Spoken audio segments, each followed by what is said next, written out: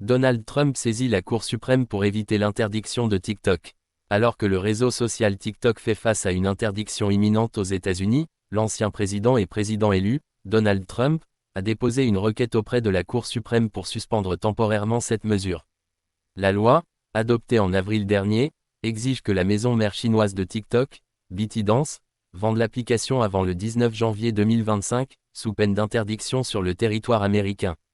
Dans un document transmis à la Cour suprême, l'avocat de Donald Trump, John Sauer, a argumenté que cette interdiction, prévue la veille de l'investiture du nouveau président, perturberait les efforts de son administration pour gérer la sécurité nationale tout en préservant les droits des 170 millions d'utilisateurs américains de TikTok.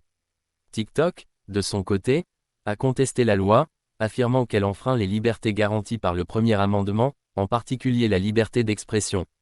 Nous espérons que la Cour suprême interviendra pour protéger les droits fondamentaux de nos utilisateurs, a déclaré un porte-parole de l'entreprise.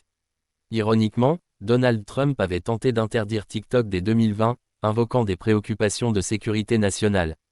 Cependant, le président élu semble avoir revu sa position.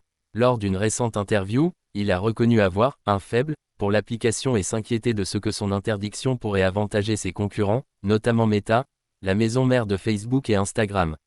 La Cour suprême a accepté d'examiner cette affaire, prévoyant une audience le 10 janvier 2025.